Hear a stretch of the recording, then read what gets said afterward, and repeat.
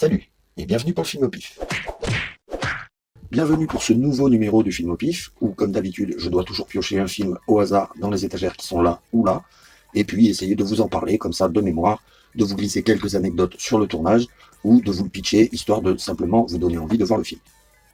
Et puis toujours, avant de commencer, le traditionnel petit pari qui veut que je devine l'année du film que je vais piocher, sauf qu'aujourd'hui j'ai envie de changer, je vais miser sur un genre de film. Donc je vais dire que je vais piocher, allez, un film de science-fiction.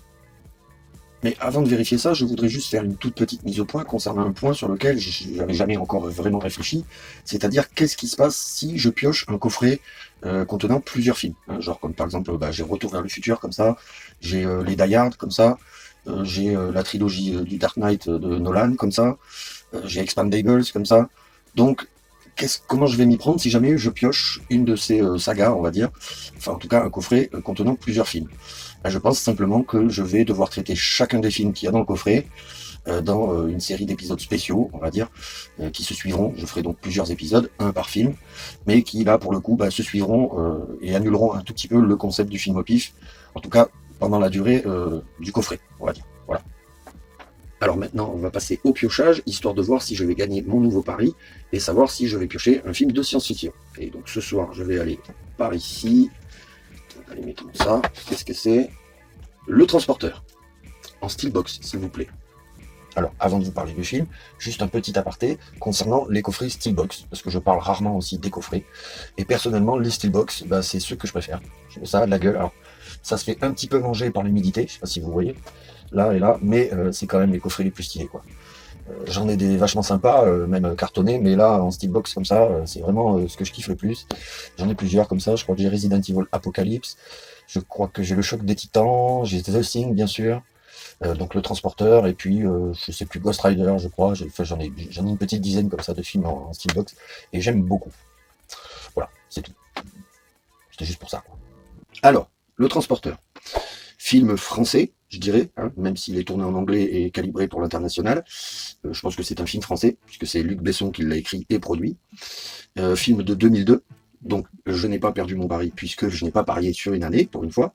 Je pense que j'aurais pas dit 2002 de toute façon. Par contre, je vais pas me réjouir trop tôt, parce que c'est clairement pas un film de science-fiction, c'est un film d'action. Donc, j'ai quand même paumé mon pari. C'est-à-dire que même en tentant autre chose, ça marche pas. C'est comme ça. La loose, c'est comme ça. On l'a ou on l'a pas. Bon moi apparemment je l'ai. Film d'action français donc, réalisé par Louis Leterrier. Alors Louis Leterrier, on le connaît pour avoir réalisé quelques films à Hollywood, quelques blockbusters, notamment l'incroyable Hulk avec Edward Norton. Il y a aussi William Hurt et Liv Tyler dedans. Il a aussi réalisé, je crois, Le Choc des Titans, donc avec Sam Worthington, qui était le remake d'un film des années 50-60, je crois, de Ray Harryhausen.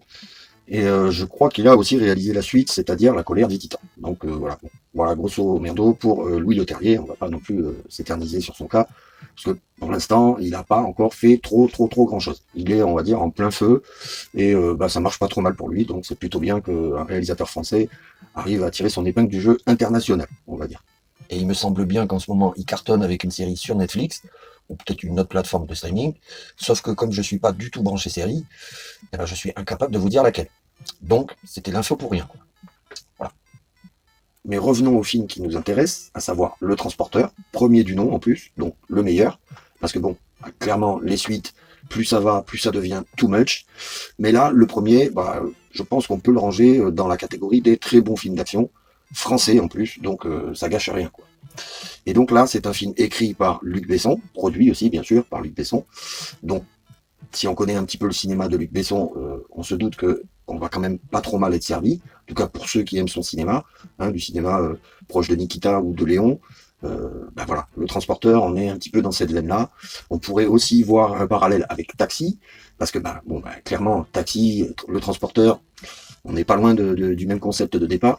Sauf qu'avec Le Transporteur, on est un peu moins dans la comédie, même si il y a quand même pas mal de petits gags, de petites vannes un peu marrantes par-ci par-là, parce que on est clairement sur le schéma des films d'action américains où on retrouve un peu tout, quoi, c'est-à-dire du sentiment, de l'action, de l'humour, de la trahison, enfin des rebondissements, une enquête policière, tout ça. Là, on a tout ça dans Le Transporteur, donc voilà, on reconnaît quand même que c'est Besson qui a écrit le scénario, quoi. Au niveau du casting, on va avoir la grosse star de film d'action du moment. Et d'ailleurs, ce film a largement contribué à en faire une grosse star de film d'action, puisqu'il s'agit de Jason Statham, qui là, clairement, porte la quasi-totalité du film sur ses épaules, puisqu'il n'y a pas vraiment d'autres grosses stars au générique. On va avoir François Berléand, pour la petite touche française, puisque le film se passe quand même, je crois, du côté de Cannes, donc en France. Donc, il fallait bien quelques acteurs français quand même. Et dans ce film, il va nous jouer un commissaire de police, pas très éloigné du commissaire Gibert dans Taxi. Donc ils doivent être un petit peu cousins sur les bords, ces deux-là. Et là, vous voyez que tout ça est assez raccord, puisque l'ambiance du transporteur est quand même assez proche de celle de Taxi. C'est une histoire de transport de bagnole sur la Côte d'Azur, avec un commissaire français qui est un peu limite, même si là, quand même, le rôle de François Berléand est un peu plus sérieux que celui de Bernard Farcy en commissaire Gibert. Mais ça reste quand même pas mal l'élément comique du film. Et puis pour la touche féminine du film, on va avoir la très jolie Chouki. Alors bon, Chouki, je saurais pas trop comme ça vous dire dans quel autre film elle a joué, mais bon, ce que je peux vous dire, c'est qu'elle est magnifique. Voilà. Voilà. Il fallait que le personnage tombe sur une nana magnifique. Là, ils se sont pas trompés puisqu'elle est vraiment très très charmante. Au niveau de la bande son, bon là encore, on va rester assez proche de l'ambiance de Taxi, puisque on va avoir une bande son qui est quand même pas mal constituée de morceaux assez hip-hop, notamment sur tout ce qui est scène de combat et scène en bagnole. Beaucoup de sons assez hip-hop derrière, donc ça rappelle pas mal l'ambiance de Taxi, encore une fois. Je pense qu'à ce moment-là, Luc Besson avait trouvé une formule, et qu'en plus, il s'est certainement dit, les gens auront l'impression d'arriver en terrain connu, quoi. Et c'est vrai que sur celui-là, ça marche, même si ça marche pas sur tous ces films en tant que producteur. Clairement, sur le transporteur, la formule fonctionne. Après, je dirais que c'est assez courant chez un scénariste, l'étant un petit peu moi-même, quand on trouve un concept, de se demander quelle est la meilleure manière de le développer. Donc, c'est assez souvent qu'on peut partir sur plusieurs pistes différentes et qu'on peut se dire, ah ouais, là ça marcherait. Le problème, c'est que comme ça marcherait aussi. Et peut-être même qu'il y aurait une troisième version qui marcherait. Du coup, c'est assez difficile de choisir la bonne version en se demandant laquelle préférerait le public. Alors, je pense que Besson, quand il a trouvé le concept du taxi dans Le Cinquième Élément, il a dû un petit peu tourner tout ça dans sa tête, trouver le concept de Taxi, les films, et puis peut-être aussi celui du transporteur. Parce que tout ça est quand même assez proche, l'air de rien. Je peux aussi ajouter qu'au réglage des cascades et à la chorégraphie des combats, on va avoir Corey Yuen. Alors Corey Yuen, c'est quand même un très grand acteur de Hong Kong, donc un spécialiste dans les arts martiaux et tout ce qui va être cascade et tout ça, un petit peu comme Yuen Woo-ping sur Matrix. Là, on a Corey Yuen pour régler tout ce qui est cascade et tout ça sur le transporteur, donc faut quand même s'attendre à du lourd. Bon, voilà pour ce qui est de la présentation de l'équipe de tournage, du casting, etc. Comme je vois pas énormément d'autres anecdotes à vous livrer là comme ça de but en blanc, pardon, je pense qu'on va pouvoir passer à l'histoire du film. Et donc le film commence de manière assez classique, c'est-à-dire sur une scène de présentation du personnage principal dans son élément, puisque là on va avoir un Jason Statham qui est chargé de conduire une bande de braqueurs de banque. Donc les mecs, ils font leur braquage de banque, et à la sortie, il y a Jason Statham qui les attend pour les transporter d'un point A, donc de la banque, à un point B, de leur choix. Sauf que Jason Statham, c'est le genre de mec qui est à cheval sur les règles. Donc il a tout précalculé à l'avance, il sait qu'il doit transporter tant de personnes qui font tant de kilos, que le chargement qu'ils vont mettre fera tant de kilos, et donc il a prévu la charge en essence, il a prévu le réglage des freins, il a tout prévu sur sa bagnole pour que ça corresponde à tous ces calculs-là. Sauf qu'au moment où les mecs rentrent dans la bagnole, il n'y a pas le poids. Ils sont beaucoup trop lourds. Du coup, il va falloir éliminer un des gars. Puisqu'ils sont 3, ils auraient dû être 2. Donc là, pas le choix. Il va falloir qu'ils en éliminent un. Sinon, Jason Statham, il refuse de les emmener là où il doit les emmener.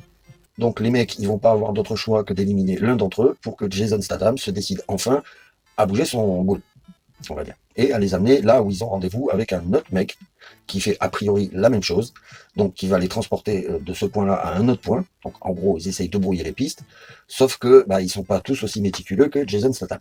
Et ça, il va s'en rendre compte un petit peu plus tard en allumant sa télé, et quand il va voir que la deuxième bagnole qui était censée transporter les gars, c'est lamentablement planté, et que les mecs, ils se sont fait choper en fait. Donc lui, il rigole un peu, parce que comme quoi, le fait d'être à cheval sur les règles, des fois, ça a du bon. Donc voilà, en une scène d'intro, on a tous très bien compris à qui on a affaire, c'est-à-dire à un ancien probablement Marines ou agent spécial de quelque chose, qui est donc à la retraite, et qui donc s'adonne à des activités, on va dire hors la loi, sauf que c'est un vrai professionnel, et qu'il n'est pas là pour déconner le type. Mais ça, il y a des mecs qui ne l'ont pas encore compris, et qui vont le comprendre à leur dépens, puisque lors de sa mission suivante, il est engagé pour transporter un colis, enfin un gros paquet, d'un endroit à un autre. Et dans les règles qu'il a à suivre, il ne faut absolument pas ouvrir le colis. bien entendu. En général, d'ailleurs, il pose pas de questions, il prend le colis, il l'amène à un endroit, et puis il prend son chèque et terminé. Sauf que là, il va se rendre compte tout au long de la route, alors qu'il roule tranquillement, hein, qu'il fait pas d'excès de vitesse particulier, il fait tout pour pas se faire remarquer spécialement euh, par la police ou par qui que ce soit, mais il va crever. Et il va crever un pneu, et donc il va être obligé de descendre de la voiture et d'ouvrir le coffre pour attraper la roue de secours. Et là, quand il va ouvrir le coffre, il va découvrir que le paquet qu'on y a mis, il bouge. Donc il y a quelque chose de vivant à l'intérieur. Alors, dans un premier temps, il va parfaitement suivre les règles, il va changer sa roue, et puis il va tranquillement reprendre sa route comme si de rien n'était, comme s'il n'avait rien vu. Sauf que très rapidement, la personne qui est dans le paquet à l'arrière, elle va commencer à faire du bruit, à taper, à couiner, etc. Et lui, il va se sentir obligé de s'arrêter pour aller voir ce qui se passe, quoi. Et là, quand il va ouvrir le coffre et qu'il va ouvrir le sac dans lequel se trouve a priori une personne, il va découvrir Shuki, donc une très jolie jeune femme qui est là, bâillonnée, ligotée, etc. et qui commence apparemment à avoir des besoins, quoi. Donc il va gentiment lui retirer son sparadrap autour de la bouche pour écouter ce qu'elle a à dire. Et effectivement, elle a des besoins, on va dire. Donc il va accéder à sa requête en la laissant aller se soulager, on va dire, mais pas sans lui mettre une corde autour du cou, un petit peu façon chien en laisse, pour pas qu'elle s'échappe. Mais là, on sent bien que déjà, il commence à se retrouver dans une position qu'il apprécie pas trop, quoi, parce que normalement, ça faisait pas partie du plan, tout ça. Sauf que tout professionnel qu'il est, même nous, devant notre écran, on comprend qu'il est en train de faire une immense connerie, hein. C'est-à-dire que normalement, tu fais pas ça. Et ça va pas rater, parce que la fille, elle va à peine mettre 10 secondes à tenter de s'échapper. Il va donc devoir lui galoper derrière pendant un petit moment, mais bien sûr, il va la rattraper, quoi. C'est parce que c'est Jason Statham, donc il déconne pas, le type. Et là, il va gentiment la ramener jusqu'à la voiture sur ses épaules, bien décidé à la remettre dans son sac, à fermer le coffre et à plus s'en occuper. Sauf que quand il va arriver à la voiture, là, il va y avoir 2 flics, 2 motards, qui sont gentiment en train de faire le tour de la voiture, de l'ausculter sous tous les angles. Et lui, il arrive avec la nana ligotée et bâillonnée sur ses épaules. Donc là, j'aime autant te dire que dans ce genre de situation, tu l'as un peu mauvaise quand même. N'ayant pas d'autre choix, il va bien entendu assez facilement éclater les 2 flics, remettre la fille dans le coffre de la voiture et reprendre sa route pour aller livrer son colis, quand même, parce qu'il a un horaire à respecter. Et donc, en arrivant genre à la grosse propriété de riche à laquelle il doit livrer son colis, il va avoir affaire à, je sais plus le nom de cet acteur, mais c'est celui qui joue Vince dans Fast and Furious, qui va l'accueillir avec quelques sbires, hein, parce que encore une fois, c'est un méchant, donc il a forcément des hommes de main. Et là, ils vont lui proposer dans la foulée tout de suite une autre mission. Donc ils vont lui remettre une mallette qu'il doit aller livrer tout de suite ailleurs. Et Jason Statham, il n'y a pas de raison qu'il n'accepte pas. Sauf que un peu plus tard, sur la route du retour, il va tranquillement s'arrêter dans une station-service, histoire de s'acheter un morceau à croûter et une boisson. Mais là, tu sens que le gars, il y a quelque chose qui le travaille quand même, hein. Il sait qu'il a merdé quelque part et il n'est pas complètement serein, quoi. Et il commence même à se demander qu'est-ce qu'il pourrait bien y avoir dans la mallette qu'on lui a donnée, quoi. Et effectivement, ça va se vérifier quelques secondes après, puisque lorsqu'il est en train de regagner sa voiture, celle-ci va exploser. Genre, il est à 2 mètres de la voiture quand elle explose. Il va donc se faire projeter en arrière, mais il va survivre. Parce que c'est quand même Jason Statham, c'est la star du film, et on va quand même pas le faire crever tout de suite.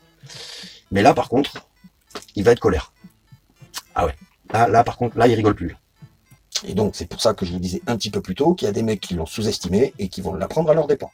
Puisque, ni une ni deux, expression qu'on ne doit plus utiliser depuis environ 3000 ans, il va revenir direct chez ses patrons, donc chez ceux qui ont essayé de le faire péter avec sa voiture, et là il va leur expliquer son point de vue. Et son point de vue, c'est à coup de tatane. Jason Statham, quoi.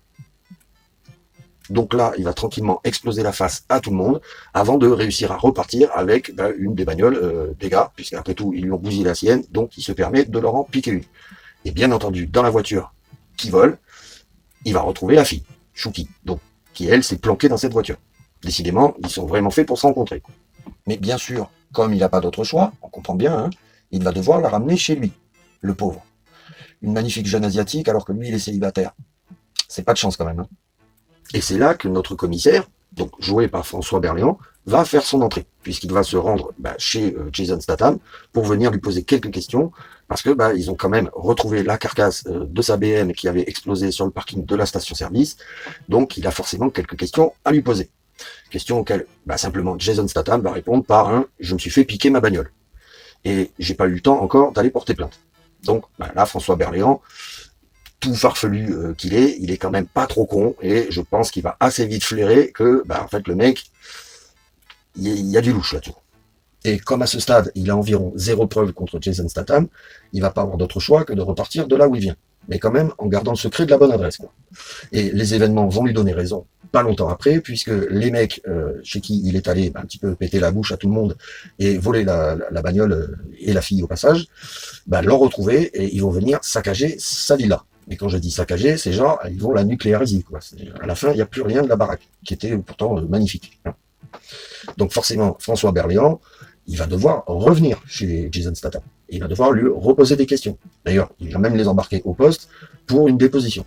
Comme là, ça commence à faire quand même pas mal de coïncidences autour du personnage de Jason Statham, le commissaire, qui est quand même pas si con, il va les embarquer gentiment au commissariat pour une déposition, et puis il va essayer de leur faire cracher la vérité, quoi.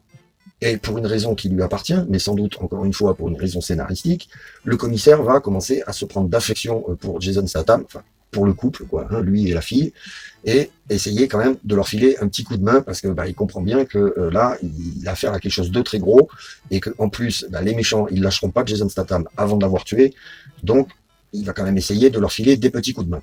Donc je vais pas aller beaucoup plus loin, histoire de vous laisser découvrir la fin par vous-même, mais vous comprenez bien que là va s'en suivre toute une série de scènes de baston et de course-poursuite, jusqu'à ce que Jason Statham ait réglé son problème. Voilà. Et donc, on en arrive au moment où je dois donner ma note pour ce film.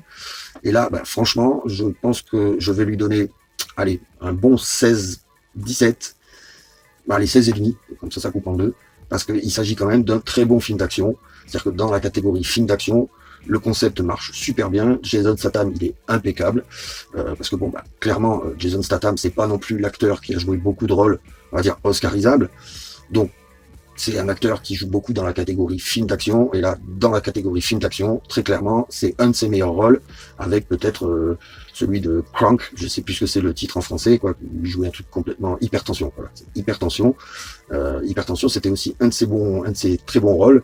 Après, c'est un petit peu répétitif, mais bien sûr, je n'oublie pas les 2 rôles, voire 3 rôles qu'il a eu avec Guy Ritchie, qui sont excellents, où il est très loin justement de ce monsieur Baston qui joue après à Hollywood, c'est-à-dire Arnaque, Crime et Botanique, Snatch, bien sûr, et je crois Revolver, où il est quand même dans des rôles un petit peu plus de composition et un peu moins de fracasserie, quoi. Voilà. Mais bon, là, Le Transporteur, dans le genre action, fait partie de ses meilleurs, aussi avec peut-être Death Race, dont j'ai déjà parlé d'ailleurs, c'est une vidéo que j'ai déjà traitée dans les films au pif, dans les premières versions des films au pif, vidéo que je mettrai sûrement sur la chaîne. Et donc Death Race, c'était aussi un très bon film, moi j'avais trouvé avec lui, un remake en plus, qui partait complètement, qui s'éloignait vraiment de l'original, donc c'était assez intéressant. Et voilà, regardez la vidéo sur Death Race et je vous donne mon avis dessus, ça ira plus vite, quoi. Bilan pour ce film, très clairement, je vous conseille de le voir si vous l'avez jamais vu, parce que c'est un très bon film d'action, français en plus, même s'il est tourné en anglais pour s'ouvrir à l'international, ça reste un film d'action français. Vous reconnaîtrez de toute façon la patte un petit peu de Besson qui se glisse par-ci par-là, parce que même s'il reste à la production, on sait qu'il guette d'assez près les projets qu'il finance. C'était le cas aussi sur Les Taxis, c'était aussi le cas sur Le Baiser mortel du dragon. Donc là, voilà, on reste dans cette catégorie de films-là, qui sont parmi les meilleures productions de Besson, puisque quand même, après ça, il y en a eu des un peu moins classe, quoi. Je veux dire, par exemple, Yamakasi, c'était pas mal, mais c'était pas non plus exceptionnel. Il y a eu Banlieue 13 aussi, qui était, même si c'était pas trop mal, c'était un peu capillotracté, avec un petit côté New York 97, pas trop assumé. Mais bon, enfin voilà. Là, Le Transporteur, c'est du très bon. Vous pouvez y aller, enfin, vous me direz ce que vous en pensez dans les commentaires, mais moi, je dis, vous pouvez y aller. Sur ce, c'est le moment où je vais remercier tous ceux qui sont allés jusqu'au bout de cette vidéo. J'espère que vous l'aurez aimé. J'imagine que si vous êtes arrivé jusqu'au bout de la vidéo, c'est que vous l'avez un minimum apprécié. Mais bon, dites-le moi dans les commentaires, ça fait toujours plaisir. Et puis, n'hésitez pas à vous abonner, à partager, à liker, à commenter, donc à me donner votre avis sur les vidéos ou même sur les films que je traite. Et puis moi, je vais vous dire à bientôt pour un prochain épisode du Film au Pif. Tchou!